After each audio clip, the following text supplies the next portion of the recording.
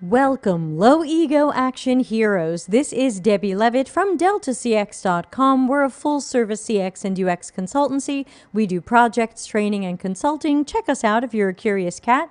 And welcome to a very special office hours Ask Me Anything for July 26, 2022.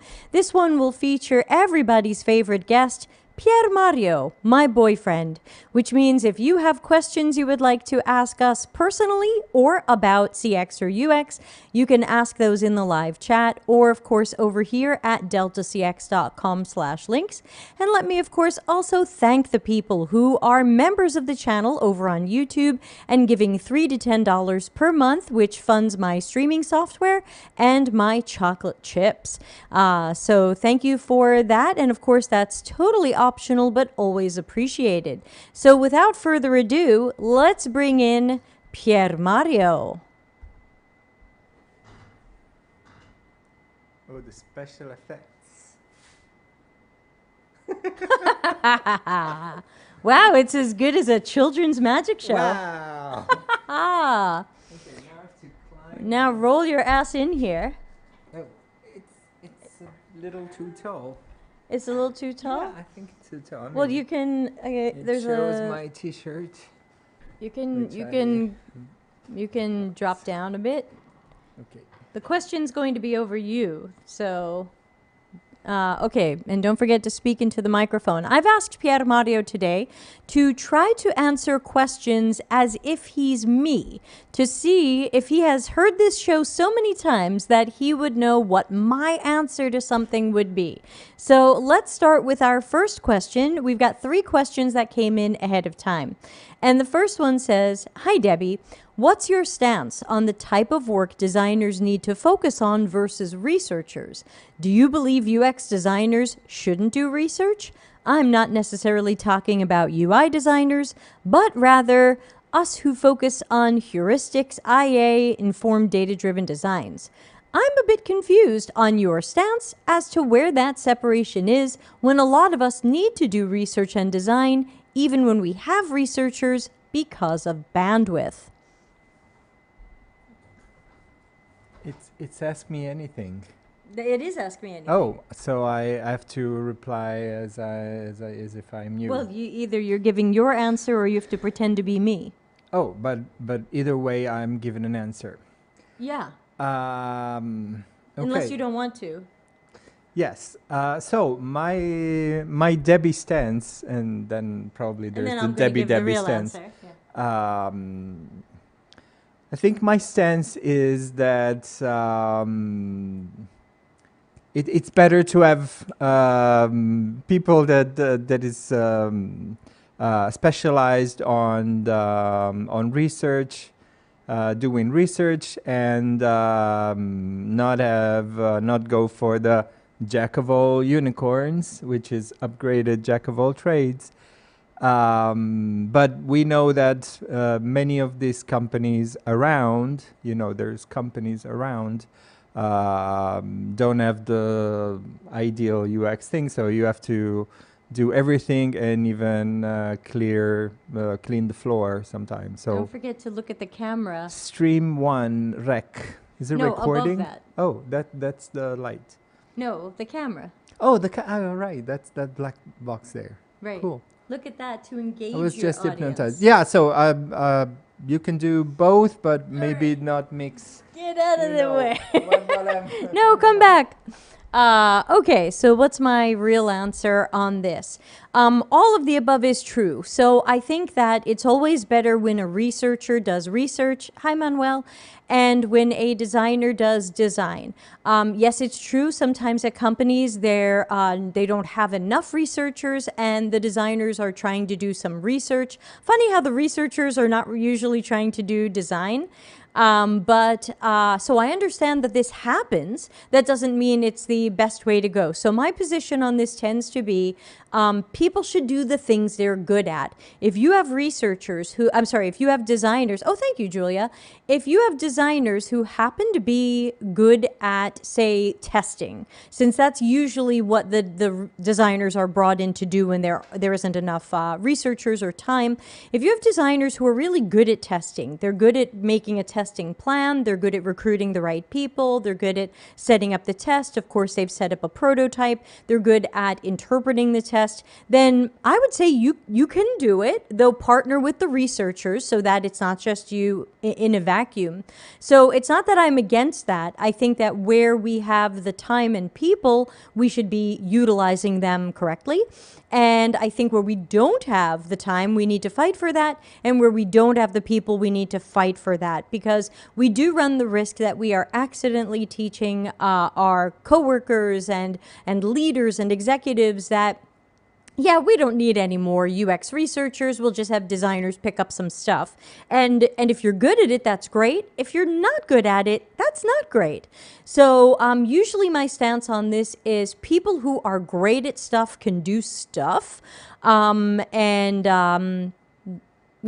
if you're great at stuff, do stuff. If your researchers don't have enough bandwidth, we should be fighting for more researchers to be hired.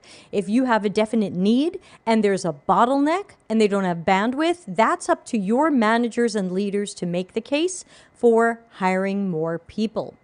I hope that helps.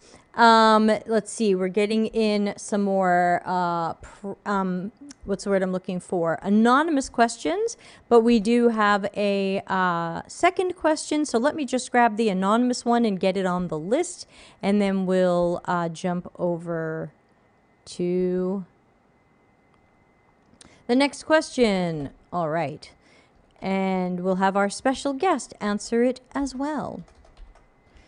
All right, the next one is also a little bit of a longer one. And again, you don't have to answer these if you don't want to. Some of these are long and detailed. Don't forget, we have special guest Piermario here today, and he can take your questions as well because he's a genius. So just, send it in and he'll tell you the things. Okay, so this question says, hi. I have a very specific question about task analysis. Piermario is going to guess at the answer, but you don't have to listen to him. I'll give the real answer after. How do you deal with different possible flows? Like if at some point the person can do 2 or more alternative things before moving on to the same next step in the process, and each of the alternative actions has something to be considered regarding system, knowledge, etc. Do you create a task analysis for each possible combination, or do you create a branching structure? Oh, hi. Hello. While I think about this answer, let me say hi to Kelleen, Steph. Thanks for the props for the t-shirt, and Manuel. And I think I scored 1 dog out of 5 on my first reply. So this one is going to be even better. Yeah. Different. I think I'm going to, as much as I'm aware that multiverse is a thing and different flows can happen, I think I'll pass this one to Debbie for the sake of good time management. For okay. Look at you with your good time management. That's my... That's so you. Yeah. Yes. Okay, so I would say, sorry about the light behind me. I hope it's not bothering anybody. So I would say what we do in task analysis... Oh, very good. Thank you. Hey, Udipta. Udipta keeps threatening to ask us about our vacation, so that might finally happen. Yeah, what we do in task analysis, typically, if there is a step where a few possible things can happen and then everybody kind of does the next same thing, we do show branches and then we show them coming back together. So for example, Larry did one with me a couple of years ago on a project we did where there was a point where people either took a picture with their camera, took a picture with their phone, left the picture on their phone, or moved the picture from their phone to their computer. So there are kind of 3 things that could happen. Picture on camera, then move to the computer.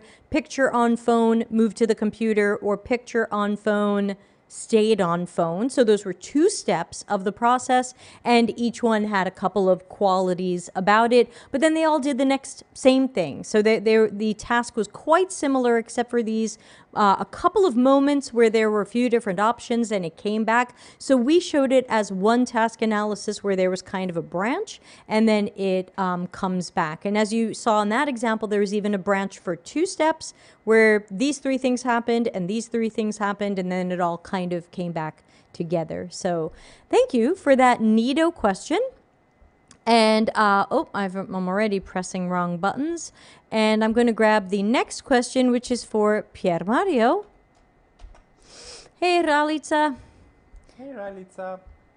And this question is from your friend, Steph. Oh. And she says, for Piermario, what do you think about pineapple pizza? And how would you assess the user-friendliness of such a pizza if you were Debbie? Swearing is allowed. I can't say a bad thing about Steph in the world, and you know it. So he's a super fan. Pineapple pizza. First of all, I've been trying to be more careful about my eating habits lately. So I'm at the point where I could seriously consider pineapple pizza. You're saying your diet is going pretty so badly. Pretty much. But I don't know. I've seen recently some people I kind of trust, like friends and stuff, that tried pineapple pizza, and turns out it might not be that bad. I think probably like 40% of the whole thing is that we are actually amused by the dispute over pineapple pizza, and 60% there's better choices. So a good margherita. Don't forget to look at the camera and engage your audience. Yeah, hi audience. Especially because I'm talking to Steph. That's right. Right now. And then say hi to Janice. Hi, Janice. Just like takes a lot to do. Yeah, young kids. Hey. Pizza is friendly. It's mostly friendly, especially in Italy. But pizza is one of the friendliest foods ever. So I think there's better choices than pineapple, but we are supportive of every pizza, most of them.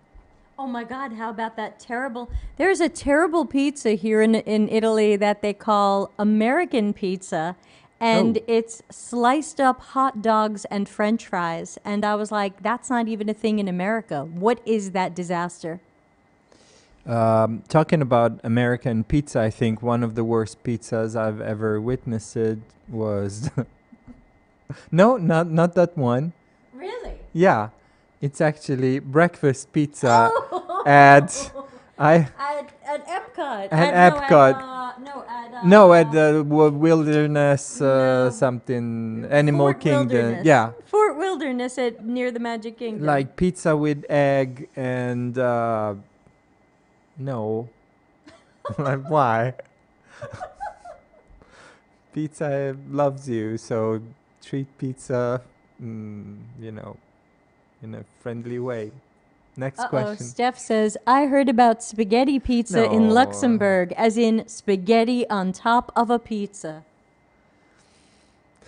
Is it two great things that are great together or not? There's a better way, actually. Since I'm a guest in Debbie's show, we can break the secret that at our first date, I guess. Second date, we actually ate pizza and spaghetti, but just on different plates. So see where that brought? So pizza and tell them how humiliated you were because nobody eats pizza and pasta at the same meal. No, I guess I was just a little self-conscious about, like we're starting to show all our, potential with Italian food. But yeah, I think pizza and spaghetti in two different dishes are better than spaghetti on there's dishes like plates. You don't need to use a pizza as a plate. That's when I was a kid. Once I put ramen on pizza. Right there with the people I can't say a bad thing about. Kayleen, super fan. You can put ramen on pizza, but just you. Don't recommend it to friends, please. All right. Well, that's a beautiful answer. Okay, I'm going to swing in and queue up our... Udipta says ice cream on pizza. No, it's gonna melt. It's bad.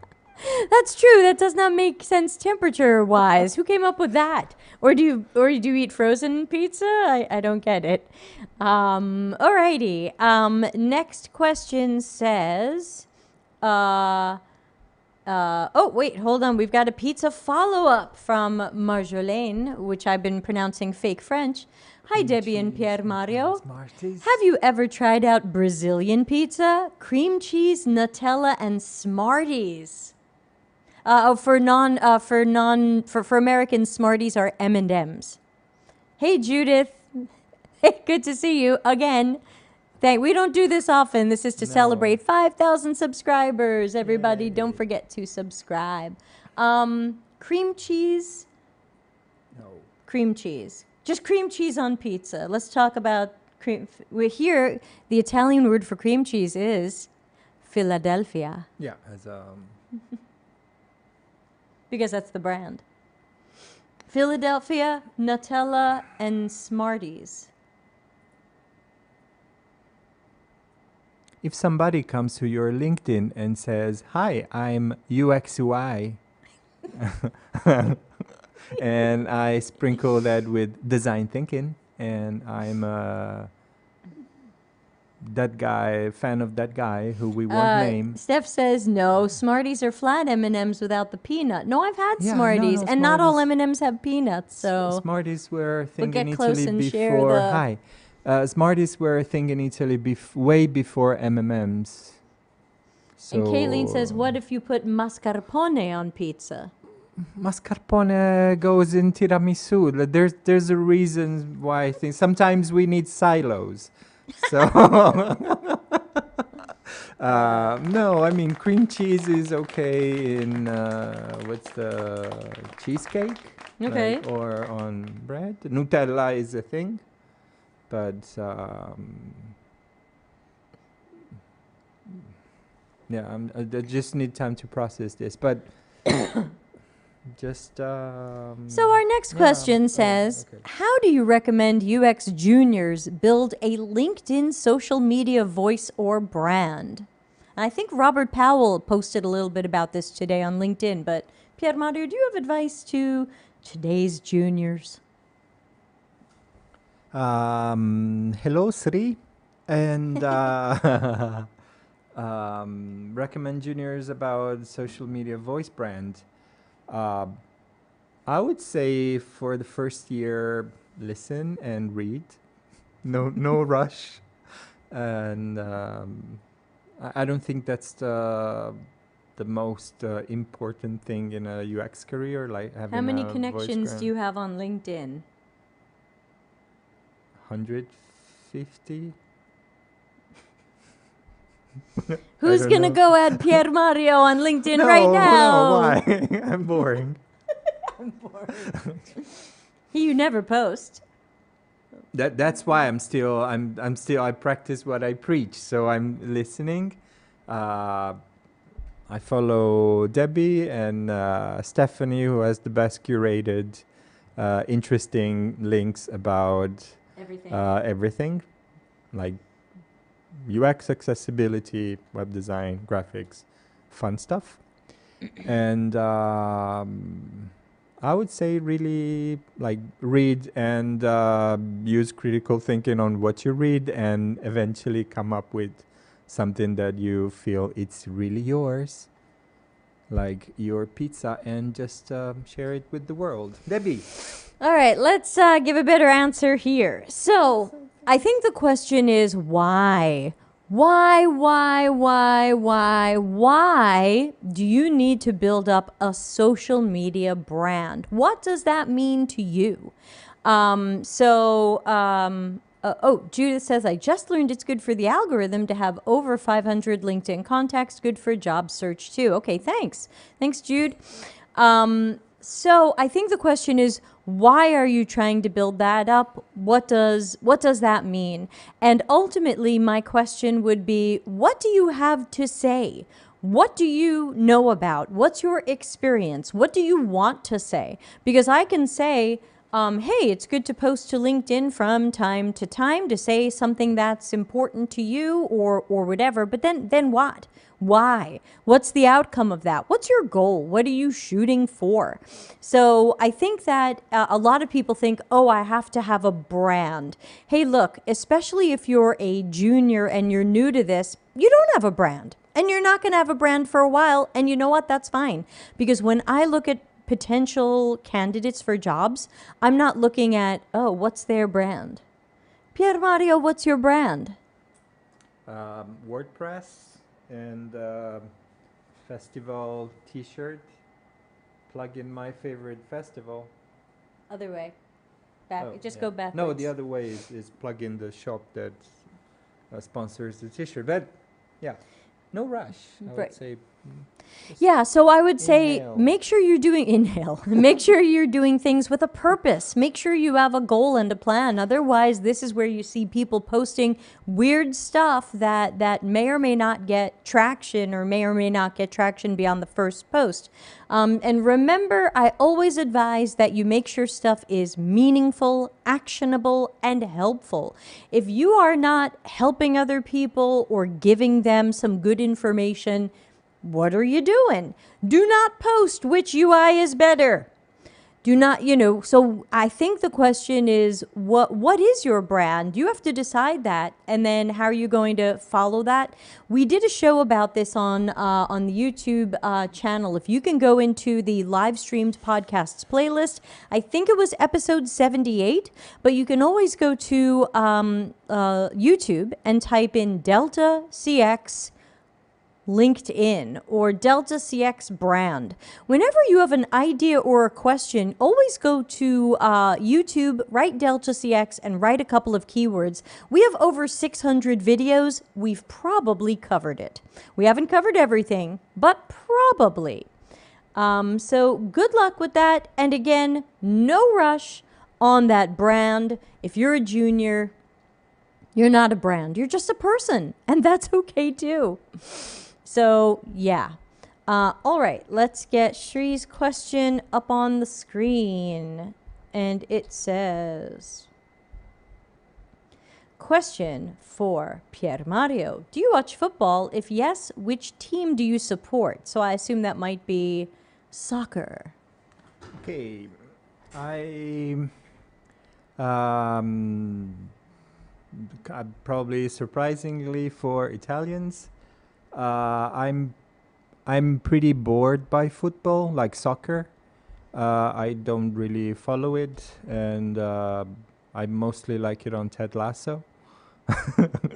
But there's a team from our region called Cagliari, which I usually kind of root for, but my rooting for the team comes down to check in what they did on Sunday evening. Well, tell them what sports you are into. Yeah, and I like the other football, like American football. Yeah, even though I don't watch it a lot, but most of all, the thing I like the most is what we do in the shadows. I had to. He's obsessed. There's no football in it, but there's many other things. I mean, I watch football in some years, like every 4 years when there's World Cup, but Italy didn't make it to the World Cup qualifying, so I can skip this next World Cup. He also stays up till like 4 a.m. watching the Super Bowl. Yeah, but that's like once a year. Right. Yeah. We're werewolves, not swearwolves. Okay. Okay. Elliot, 100 points. All right, let's look at the next question, which is a little on the long side. Let me roll in here and get close to the mic. Ow. Yeah. All right. Hello, Debbie. I hope you're doing well. Hey, I'm well enough. I have a question regarding the navigation for mobile apps, super apps in particular. What's a super app? I have created the IA for the app, so I have an understanding of the content and information organization and grouping now. I started creating the navigation and struggle to understand exactly what should go into the global navigation tab bar. Since it is a super app, there is a ton of different functionalities. My take is the global nav should be about key tasks people do in the app or find crucial, which I understand from the user research. Am I right? Also, is it okay if some of the functionality is duplicated in different places of the app? How do I go about navigation? I'm confused. Steph says, if you like what we do in the shadows, did you see Our Flag Means Death? Fun, wacky pirate show with Taika. Taika and Reese Darby. I haven't seen it yet, though. All right, there's a lot of questions in here. Do you want to try to answer any of them? I have a short answer. It depends. And I'll leave it to Debbie. That's great. Yeah. That was meaningful, actionable, and helpful. Fantastic. Okay, so let's break a few things down here. So it sounds like you have a larger navigation for some global system, and then you have some sort of sub-navigation when they're inside some sub-functions of this app. I don't totally understand it, so I'm going to do my best. But it sounds like ultimately all of these should be related to tasks, and also have you done any sort of card sorting or tree testing? Then instead of you potentially guessing it, you mentioned user research, but I don't know what that was. So I don't know if that was from card sorting or interviews or other stuff, maybe a task analysis. So ultimately, very often a global nav is just trying to get people to some of the subsections. So if this is a global nav that brings people to different products or tasks, then your global nav might take people there. And then the more specific nav for this part of the product will should also be organized, of course, by tasks. But I'm just wondering if you've done any card sorting or tree testing, or if this what this comes from. And I know we can't exactly go back and forth unless you're going to send in more anonymous questions. But as for the other question about can we duplicate functionality in different places in the app, I would say yes, as long as it looks and works the same. There's sometimes a mistake made in companies, especially when different people own different parts of apps or systems, where the teams end up building different ways to do the same or a similar thing. So for that consistency and ease of learning and use, you can reuse that stuff. Just make sure it's really consistent so that people go, oh yeah, this thing again, I know how to do this, rather than, okay, I'm trying to do this task, why is it so different than the last time I did something like this? So important to make sure it is consistent, because you're saying duplicate the functionality, but make sure it's identical or darn close so that that there is no learning curve there. But ultimately, let's see, navigation, what exactly should go in the global nav in the bar? Again, this sounds like an enterprise type of thing, and without knowing more specifics, it's really hard for me to guess, but I would say in many enterprise organizations, that top tab bar is going to bring you to different sections or functional areas or subproducts of this thing, and then the navigation in there is going to be more granular about the tasks you can actually do there. That's my best guess, but I am super guessing because I cannot see this thing, and I have to admit I don't totally understand it. So hopefully that helped and gives you a couple of things to think about. All right, so we don't have any other questions. So does anybody have any office hours questions for me or for the Piermario?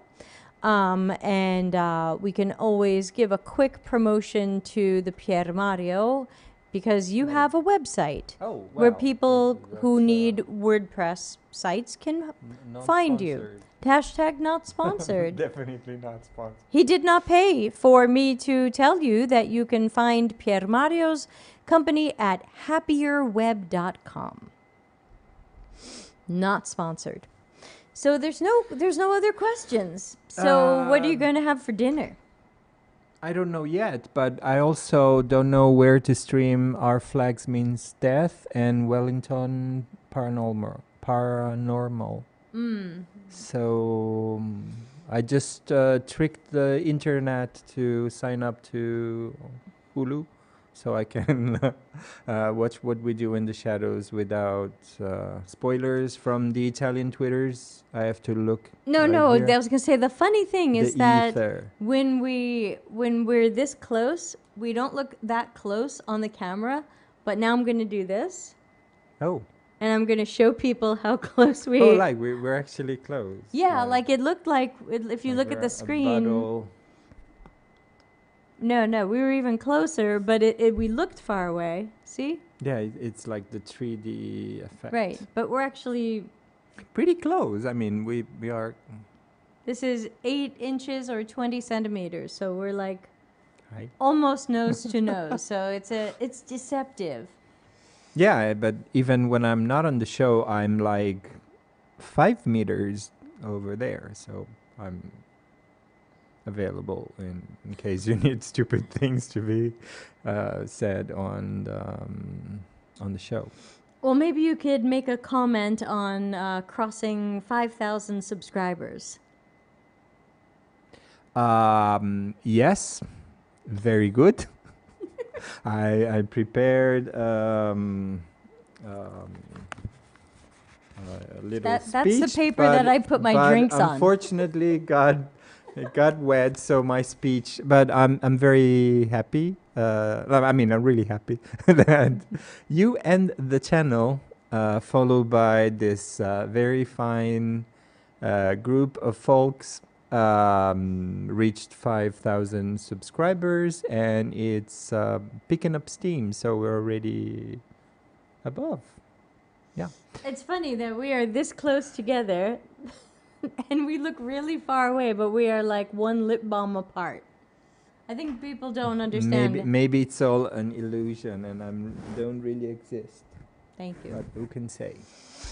Melanie says, "Congratulations, Debbie. It's a big accomplishment against all odds, and it's growing." Yes, thank you. Thank you to Melanie and everybody who has subscribed, because we bring you fantastic content like this. This lovely face, famous for his background dancing during the streams on our vacation. This is office hours. Usually you guys have endless questions, and now you have nothing. So what happened? Is he hypnotizing you? Yeah. When you reached 5,000 subscribers against all odds, did you think, take a look at my YouTube channel? I knew an against all odds joke was coming. I mean, I was active in the 80s, so. All right, let's put up Melanie's question. It's a nice question with a sad answer. And it says, what is the state of UX in Italy? I guess I have to answer. Yes, why don't you? Oh, yeah. The state of UX in Italy is, I would say, a bit of a niche. Like, it's not really a super mainstream, profession, or there's a bit of mysterious about UX. And I don't know. It's probably the same with Italy and some other things in the tech scene. So there's Italian people that is good at this thing, but it's not as popular and it's mostly There's almost no UX jobs here. Yeah, come on. What was that? So there's almost no UX jobs here. Couple in Rome and Milan, but in general, you can tell there's almost no jobs here because every time you meet an Italian person from Italy who works in UX, they're not in Italy. They're in Germany, UK, Sweden, USA. So they're not here because the jobs are generally not here. So I would say UX in Italy is not totally happening, but I didn't move here for the job opportunities. Okay, Steph wants to know, will there be a 5,000 subscriber cake of tiramisu? Le tiramisu. I think you should answer her in French. Peut-être. But actually, we didn't consider that because we are caffeine free in the house. That's true. We do Because not tiramisu eat. has a lot Yes, of we do coffee. not eat tiramisu. I am deathly allergic to caffeine, so that's not happening. We did a cake. What did the cake say on it? Was it the 100th? It was maybe the no. 200th. It was 100th episode. Oh, episode. Yeah, it was 100th episode cake, and that was a millefeuille. We could totally do one again, and you're welcome to come visit and share it. Like all 5,000 of you. That's right. We need a so big cake. I am not getting a cake because I'm trying to lose weight, so no. XV says there are jobs in Italy, but you need to be a UI designer, visual designer, interaction designer, graphic designer, and front-end developer all at once. That sounds terrible. There's been like a VP of UX job on LinkedIn for months, and it looks like something that nobody qualifies for. I can't even apply to it. They want like 10 years of this and you know, like 10 years of managing UX, which means you have to have started in UX 20 years ago and made it to manager, which a lot of us don't. So yeah, I'm not seeing a lot of jobs, and it sounds like the ones that exist stink. Melanie has a follow-up question, which looks like this. Where are the tech scenes in Italy? Is it under industrial design? I've seen a little bit in Milan and a little bit in Rome, since that's where a lot of business happens.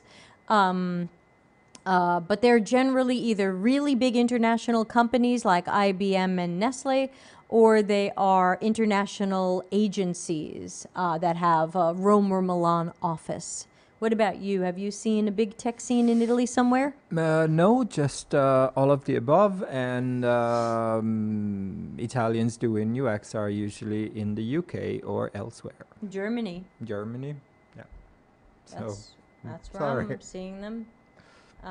Okay, we have a question from Steph, and then I will check if there's any anonymous questions coming in while Piermario answers this one. Can you tell us the pros and cons of building sites using WordPress, and what's your 2 cents on Webflow, Wix, Squarespace, etc.? Okay, thanks Sri for the question. Was that Sri or Steph? Yeah, no, Oh yeah, it was Sri. Sorry. Yeah, Thanks, Sri. Steph knows a thing or two about WordPress. Sorry. My take on WordPress is that, I mean, consider I might be slightly biased, but the reason why I prefer WordPress over other systems like Wix, Squarespace, Webflow, even though Webflow seems interesting, is that at the end of the day is an actual open source project, and you can always own your content. You're free to move it, chop it, mix it, do it whatever you want, while with other system basically you are either tied to the plan you're in, and there's not always an easy way out while you're in like very kind of long migrations or total rebuilds. So I like for WordPress for what it does, even though the new versions are still working on new features that are not completely ready for the wider audience. But I also stick to WordPress for the community. So I'm active in the Italian community of WordPress. Yeah, so you translate a lot of stuff into Italian. yeah, so I come for the CMS, stay for the nice people. So that's why. And also, one of my friends told me that Wix is basically based on a lot of WordPress code, but without saying, but you didn't hear it from me. Okay, next question. Okay. All right, here we go. This question is a follow-up from our navigation person. For you. I guess so. It's for me. Okay. Navigation person is back. And they say, thank you. I did focus groups. I know you don't like them, but it's what the client paid for. I don't like them. I created an IA and content model. I wanted to do the tree testing after I've created the IA and navigation to test it and see if it makes sense. Is that correct? Yes, usually after you've created the structure and hierarchies, you do a tree test where you take some common tasks people might have, and they could be tasks deep into the system, and you say, where would you do this? And you see if they can find it in your navigation structure. And if they can't, that doesn't mean they're idiots. It means you have to fix your navigation structure. So, yes. Is it okay if global nav reflects business value more than user value? That's going to be okay for the business and not okay for the user. Yeah, look at that. That was a scary face. Oh. I hear users go first. Yeah. So again, do users think in terms of business units or whatever business value means? If the users don't think in these terms, which you should have discovered in your research, then it doesn't make sense to break things up that way. I've seen some websites make some mistakes, and this is really the kind of stuff Larry Marine teaches us about, where we're using terms and navigation and things that mean something internally, but don't really match the user. Now, ultimately, you can always show this in a tree test. If your top level nav is business, lines of business or whatever, and then under that is the stuff you've been working on, give people a task deep in that navigation and see if they can make sense of that top level. If they can make sense of the top level, if it's meaningful to them, then it could work. If they're confused, and you can see that from the tree test, then it's not worth it. So not sponsored, but I usually do my tree tests in Optimal Workshop. I like the way I get the results. They're easy to make sense out of. I was going to try one in UX Tweak, also not sponsored, but I haven't gotten around to it yet. So I would definitely tree test, because that's where you're going to know if you're going the right way with the navigation. And the great thing is a tree test does it without visual design or layout. It's just, can people make sense of this structure? So that's going to be super.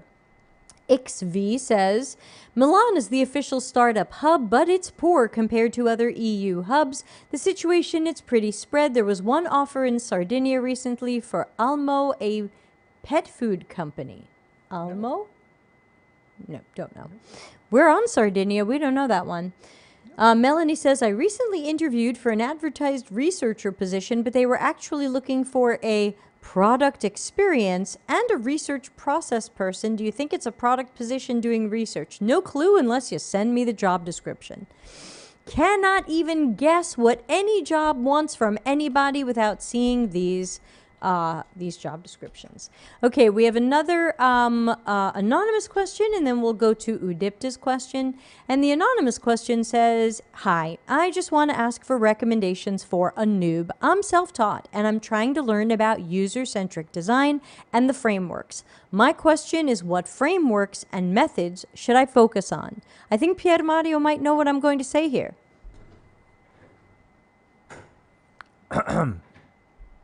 So, you might have heard about a channel on YouTube called deltacx. Yeah. Where's this going? There's many playlists, so you can find... There's no framework, I think. No such thing as a UX framework.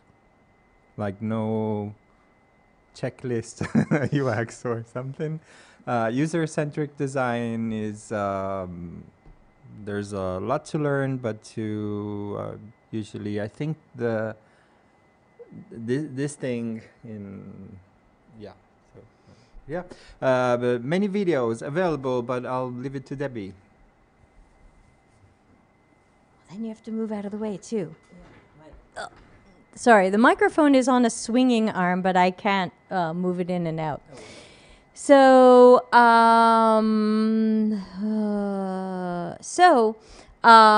in general, UX doesn't really have frameworks. You can't really do UX by framework or template or recipe. Ultimately, user-centered design is your key process. Most of the processes that are out there are derivatives of UCD, so it's really best to learn the real thing, and then you can always make sense of the derivatives and decide if they're something you want to do or not do. Like Double Diamond is a derivative of UCD. It's really just a retelling of it. So we really don't have frameworks. This isn't like Agile, where there's 9,000 different ways you can do Agile. For UX, for the most part, you're either doing user-centered design or you're doing some skimped on, watered down, diluted, speed over quality variation of it. So I would say the best thing you can do is look for things that are about user-centered design and human-centered design. If they say design thinking, I would probably stay away. If they say, say it with me, everyone, empathize, I would stay away because, again, empathy isn't a task. It isn't an action. I can't make anybody feel empathy. Empathize is technically not a step of a process. It's not like step one, empathize. Okay, I'm empathizing. Okay, and I'm done empathizing. Moving on. Yes. So be careful of some of those things which are super micro dilutions of UCD that really at this point don't even make sense. So I would say you've got to just keep looking up anything that is about human-centered design or user-centered design, human-computer interaction, even human factors is good stuff to know more about. Information architecture, I recommend that everybody know more about that. So see what you can find about that.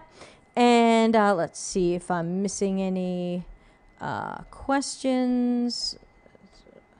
But yeah, those are some places to start. You can, if you like to read books, you can certainly Google Darren Hood book list. He's got lots of book suggestions if you want to get into this stuff.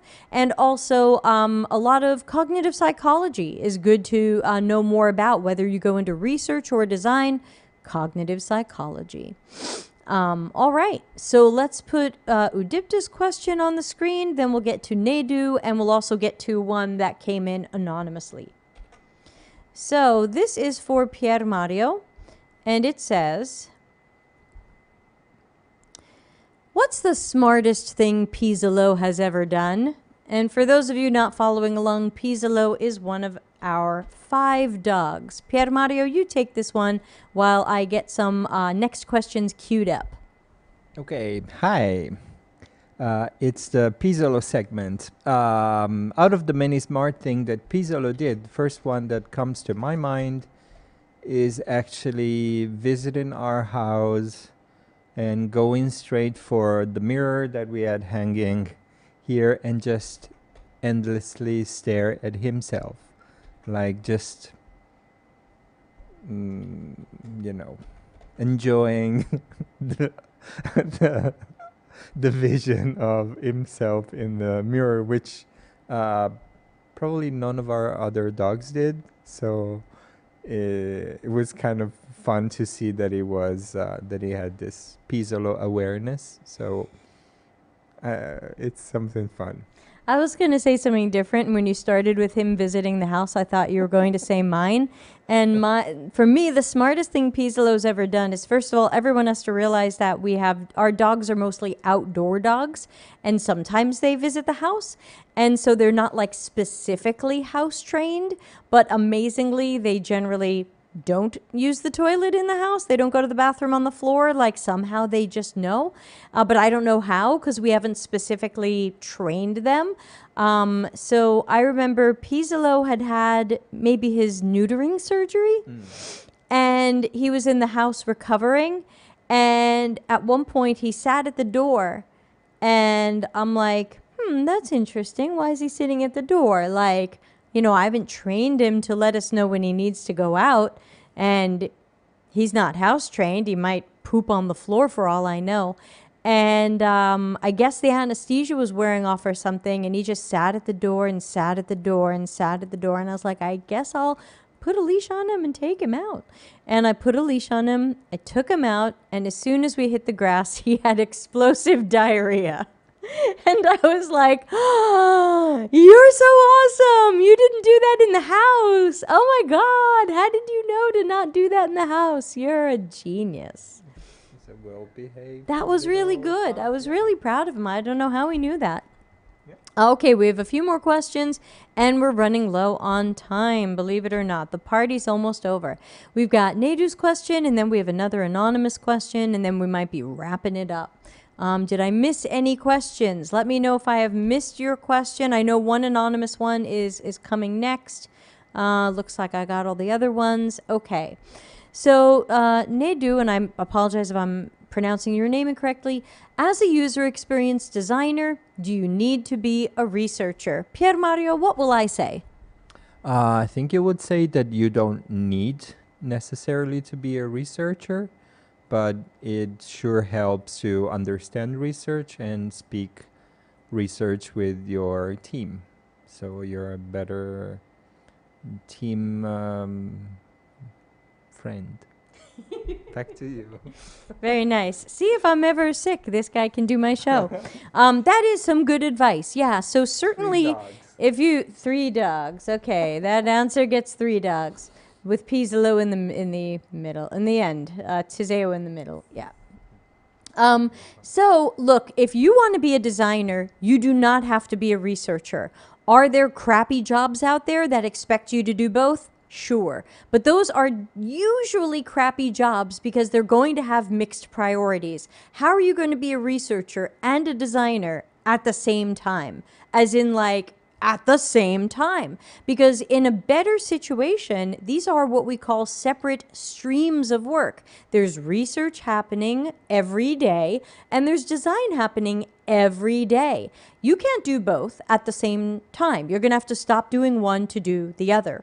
So ultimately, if you want to specialize in one, I think you should feel like you can. Is it good to at least understand what the other person does and know how to collaborate with them? Sure. If you are a designer and you find you're interested in research, should you try it? Sure, learn more about it and give it a try. Research is really hard. It can take years to get good at. Same's true for design as well. But research is sometimes a higher mountain to climb because there are so many skills required that aren't required for design. So it's a whole other set of skills. So I would say if you want to be a UX designer, you don't have to be anything else. You don't have to be a sculptor. You don't have to write code. You don't have to be a marketer. You don't have to be a WordPress guy. If you want to be a UX designer, you can just do that. You'll just have to look for the jobs that want that specialty. And that's how it works. Okay. Will this video be available for people like myself, cough, cough, who miss it? But you're here to ask that. Yeah, all of our videos are archived on the YouTube channel.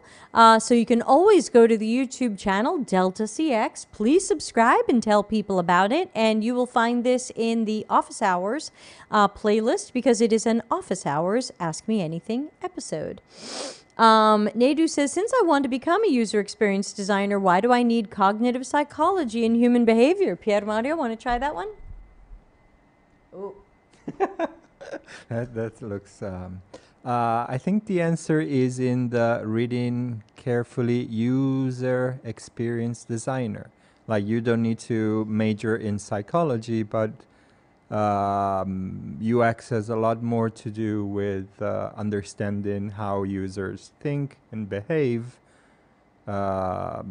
over what to design for users. Like you could have a so-so design that matches all the things that a user wants and can be good UX, but just could be improved as a design. But you fell apart at the end. well, there. yeah, I mean, if you have a good design with no user and so, Where'd the... I was just saying bullshit. Okay. I speak bullshit. Didn't Dr. Nick recommend behavioral over cognitive? I typically recommend both, but yeah, behavioral for sure. LinkedIn user says, thanks. I thought the video is nearly finished when you said last question. It is, but it'll be archived on YouTube. It's often hard to find later on LinkedIn, but you can find it on the deltacx YouTube channel in the, I'll put it in the playlist right after it's done. So, Nadu, you do need to study these things, and the behavioral stuff, it does take a little bit of precedence over the cognitive stuff, but they're both important because if we say we care about users, we care about how easy it is for them to learn things. Well, how do we know how people learn? These are studies of behavior or thinking or understanding or cognition. And if we care about how people do things, why do they do things? What motivates them? What are they likely to do and not likely to do? These are behaviors. So it really does matter. That to me is a lot of the difference between UX design and something like web design. No offense to the absolutely lovely Piermario, but when he makes a WordPress website for a client, he's not researching users.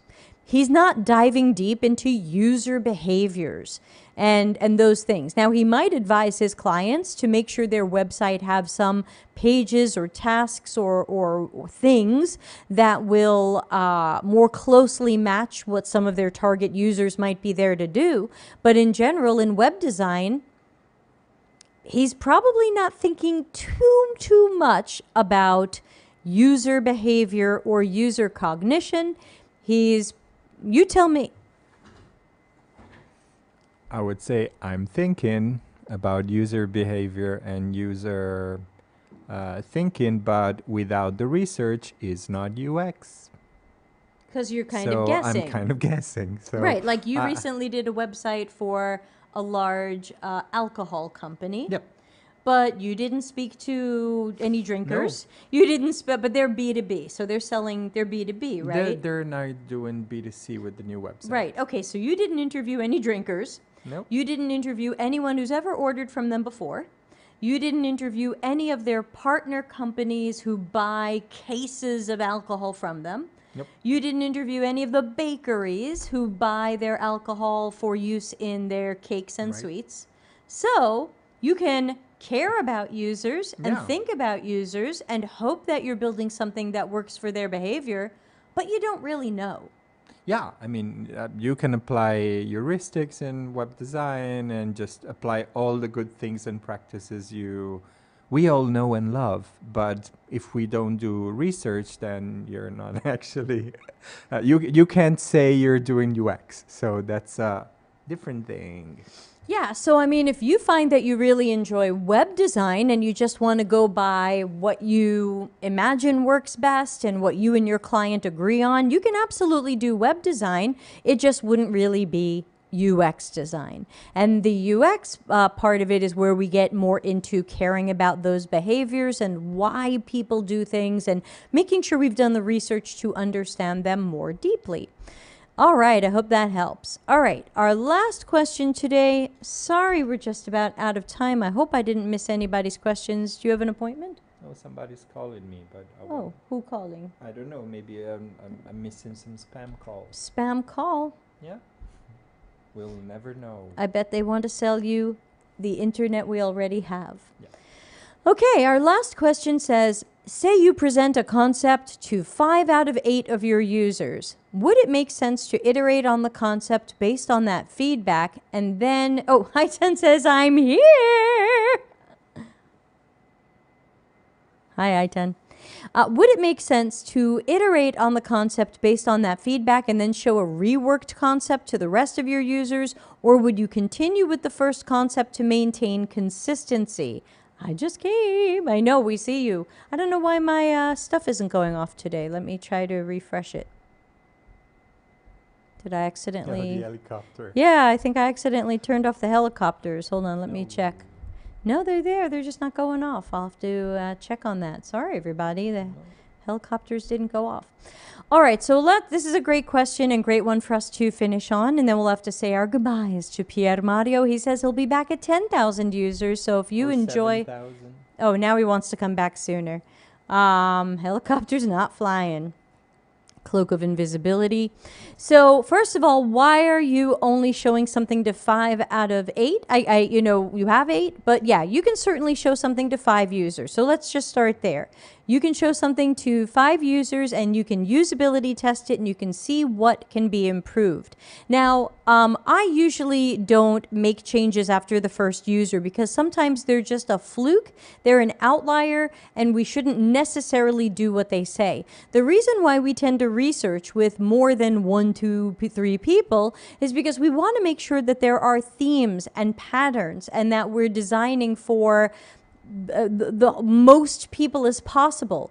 Sometimes we don't make a change that one person said. Like I remember I had an interview with someone and I said, tell me more about how the homepage could be improved based on how you use it. And he said, make everything blue. I don't like the red. Well, the company color was red. So, you know, I couldn't do what this guy said. There was no way this was going to be blue, even though I agreed. This has to be red. It's the company color. So just because somebody says something, and even if it kind of makes sense, doesn't mean that we run and do it. I would make sure you're talking to at least 4 or 5 people, having them go through the task, do the usability test, and see if that first person was an outlier or if there's a theme. And also remember, even if there is a theme, you might learn stuff from different angles from different people where what you would have changed after the first person, you would have to change again. So we definitely do not do that type of testing. I've heard that some government contractors do testing and iteration like that because they want to charge for more time. So it definitely can be a good way to bill more. But I would say if you want to work efficiently and you want to do the best job for the client and the product, I would be usability testing with at least 3, 4, 5 people to get all of the key first list of problems worked out. Then you can make those changes. Then you can do another round of testing with 5 different people. Don't show it to the same 5 people. Make sure you have fresh people. And it's also good to show people who aren't your company's customer. Take people who fit into the target audience but aren't customers, but hypothetically could be, and test with them too. You don't have to test with current customers. Current customers know your system. They've got more knowledge than the average person. It's great to get fresh eyes on there. So so in a sense, it's neither thing you said, because I wouldn't iterate after every user, but I also wouldn't not do that for consistency. I would do that so that I can get a good batch of feedback, interpret and analyze that feedback, and then decide what changes I'm making. So I would say it's a little bit more of a solid process, a little bit more of a scientific approach, because unfortunately, if you just design after every one person, everybody's going to say something different and you're not going to know what to chase. So there you go. And that would kind of wrap this episode up. If anybody has any other last things to say them. Otherwise, we're going to have to wind down. Piermario, any last comments for the kids out there? Hi, everybody. See you at 7 or 10,000 or even 20,000 if you hurry up. And watch season 4 of What We Do in the Shadows. And drama for me. No, we've been mostly low drama, or not the kind of drama you dig. So Yeah, I mean, the dog went to the vet today, and we Not get the the kind of tests drama back we Thursday. Not sure that's your kind of drama. I fell and scraped my knees yesterday. Probably not the drama you're looking for. Do we have anything that resembles the drama I-10 is looking for? We usually don't. We have a purposefully low drama life. Yeah, I can't think of anything.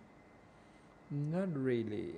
You already said about the tourist that called the helicopter because he ate too much. So I think that You know about the tourist who called the helicopter because he ate too much and didn't walk back to his hotel, right? We went through that one? We didn't feel like hiking back. Yeah. So We had a water leak in the house. The plumber came and fixed it. yeah. Aitan also solved the Apple mouse mystery through settings. So yeah, foreigners eating pineapple pizza is like. Is drama. I mean, the answer is just separate like pineapple and pizza, refreshing and nice and filling, but pineapple and pizza, it's not always good. Apple mouse mystery. Do not butt dial ex-boyfriends with your mouse. Pineapple Sirocco. Yay. She finally said to speak the truth even at the end of the show. Right. Yes. Yeah. Yeah, we're pretty low drama here. I can't think We of. just need to go feed the pups and give We've gotta feed the drops pups. to Romeo. And Romeo has to have some medicine. That's Yep. true. All right. Well, let's take a look at the show schedule quickly so we can tell everybody what's coming up. Ooh, tomorrow Hang Shu will be here showing you what LinkedIn looks like from the perspective of a recruiter so we can see what that carnage looks like. Thursday, I've set up a video premiere on YouTube earlier than usual. Excuse me. It's my 1-hour version of Transforming Toward Customer Centricity, so that'll be on YouTube on Thursday. That's set for a premiere. Come watch live, and I'll be there chatting with you. And then, of course, Critical Thinking on Friday. Woo-woo! Don't forget that I'm going to be away August 5 to August 15. If you need something from me, tell me soon. Cloak of Invisibility. It's very slow. And if you happen to be in Sardinia at the beginning of September, Isole che Parlano is the best music festival you can visit. And I'll be working there for free. But it's fun. Not sponsored. So Isole che Parlano, it's a pretty good festival. And how many years have you been volunteering there? I think this is my 8th or 9th year. So starting to be serious. You've been in a relationship with them longer than me. Yes. All right. Well, thanks to everybody for hanging out and celebrating 5,000 subscribers with us. Please subscribe, of course. We want to see more subscribers. We want to hit 10,000. So tell everybody you know about the Delta CX channel. And with that, I'm going to play us out of here. So everybody, please be safe, be healthy, and use your cloak of invisibility. And I will see you tomorrow. Bye. Customer centricity as business intelligence. Visit deltacx.com to learn why we are